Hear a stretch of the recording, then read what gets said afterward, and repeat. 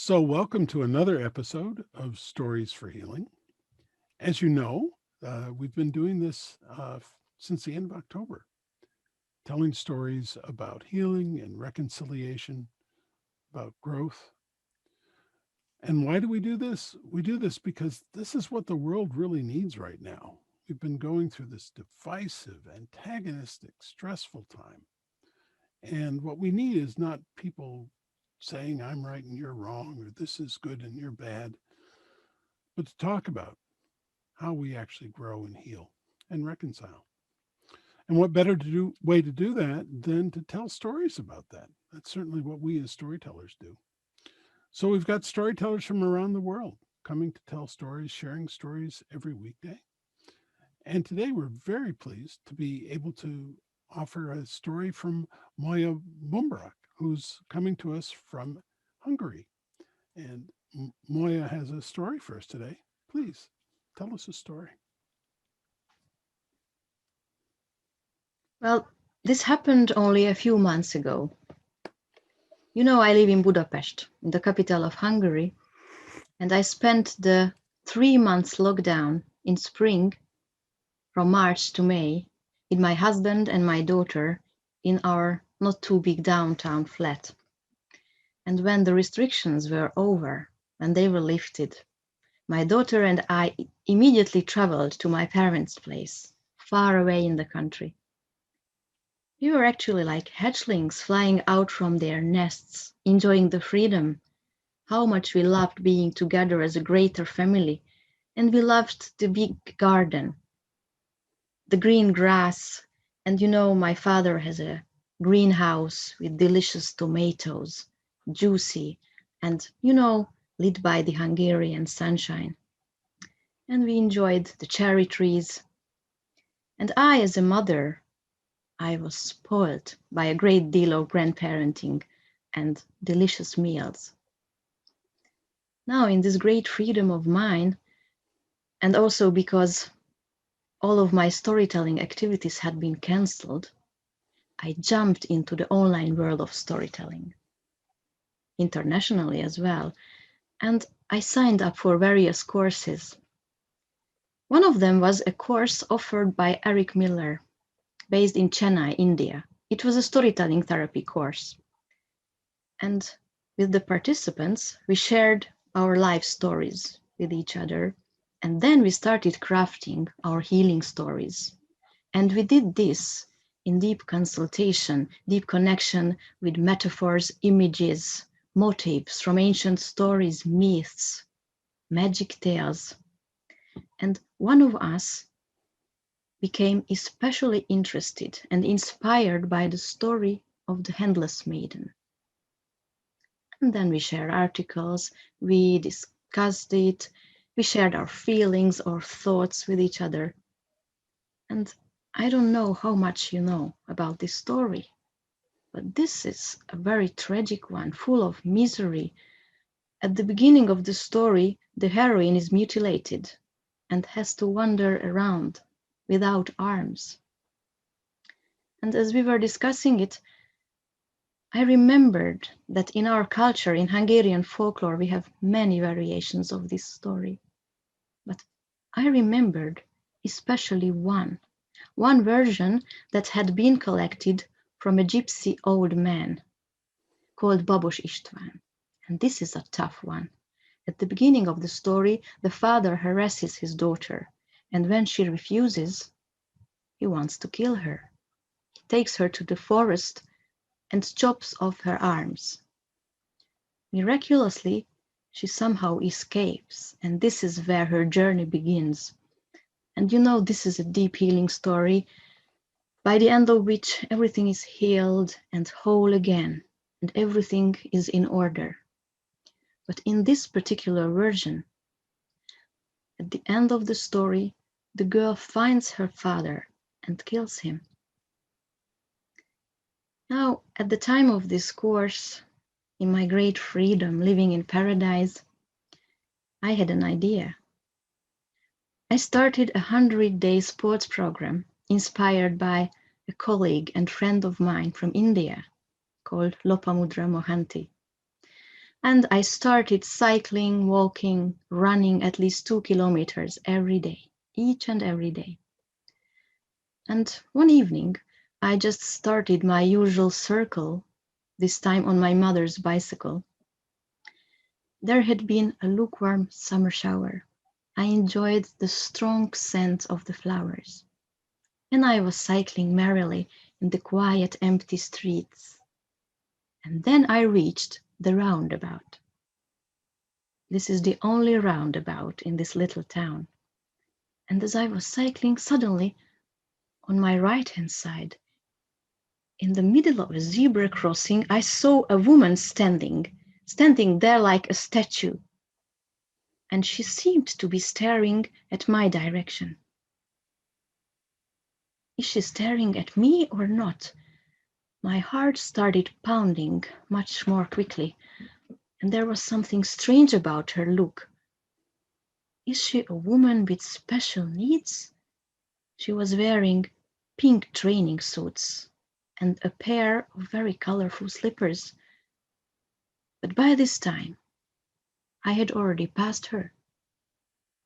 And then I could hear her shouting in a clear, unambiguous, strong voice. Stop! Please stop! Could you please stop? And this time it was clear she was shouting after me. This whole thing was so unworldly.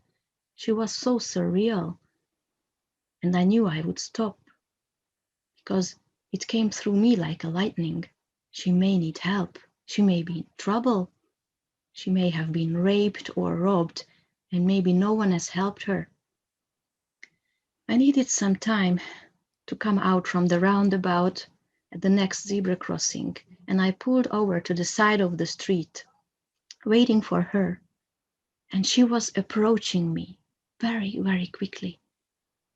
And when she reached me, she placed her hand on mine, and my hand was resting on the handlebar of the bicycle. And she started talking to me, but only then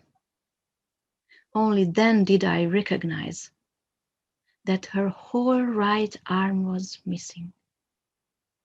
There was only a bare chunk, and it was moving up and down, strangely.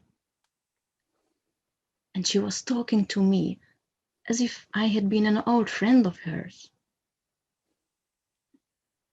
Have you heard that my mother died? Are you coming home from work? No, I said quietly. And I was looking into her dark blue eyes. And I saw the most troubled and troubling gaze I've ever seen. She went on. Do you have 600 forints? Well, this is worth about $2. Do you have 600 forints? I knew I would give her some money, and I remembered that I had left some change in the bicycle bag. So I started searching. I found some coins and gave it to her. She took it. She was looking at the coins and then looked up. This is not 600 yet. I went on searching and I found a 500 note and gave it to her. She looked at me. May God bless you. Thank you. I nodded. I jumped on my bicycle and went on. You know, this has been a deeply troubling encounter for me. The amount of suffering I've seen in her eyes, I saw the pit, I saw the darkness, the misery, driving someone to another world, to another reality. The handless maiden. Well, I've never ever seen her in my parents' town before. And I feel it is a blessing that I met her, though it's hard to explain why. For me, she seemed as if she was someone arriving here from another world. And this is in a way true. But in another way, it's not true at all. Because she, as she was a woman, very much of this world.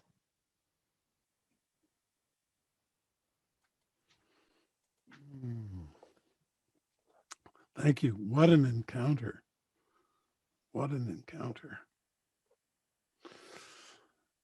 And it came to you right after studying that story for so deeply.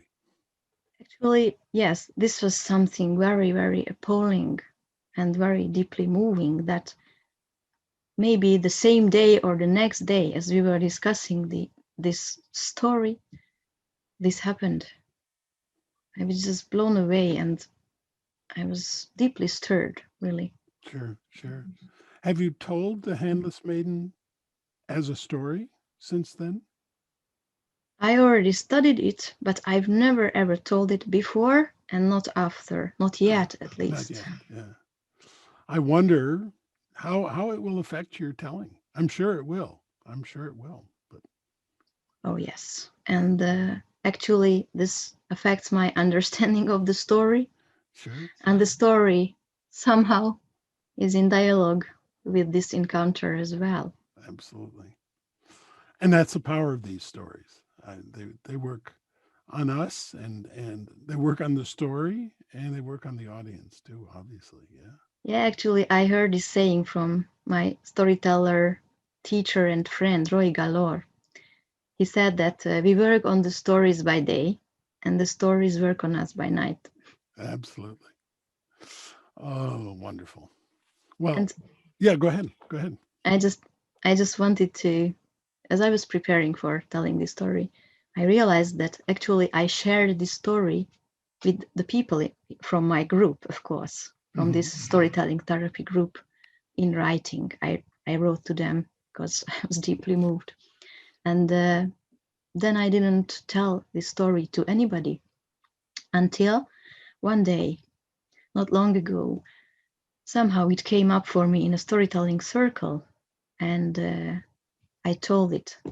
Hmm. And this is how this story started to live in orality. Yeah. And then I was invited to tell it at a celebration by Gail Herman. And now this is told No, and retold again and changes in orality. absolutely. Oh, great. Well, thank you. Thank you so much. Thank you so much for letting me tell this story in Yeah. this beautiful project. So, folks, another episode of Stories for Healing. And I hope you can all see why this is such a healing series. The evidence is there. So many of you are watching this. I can tell you, storytellers are lining up for weeks and weeks to be able to tell here, and it's all because we recognize this common need for healing. And as Moya indicates, it works on us too. This is not just something that happens between the storyteller and the audience. It works on us all the time, and it helps us heal as well. So please come back. We do this every weekday. You can share older episodes, either find them on this Facebook page or go to the YouTube channel. Um, but even more importantly, uh, share stories with each other, share the opportunities to open your heart to someone else and let them open their heart to you. And that's how we change the world. Thanks a lot. Bye bye.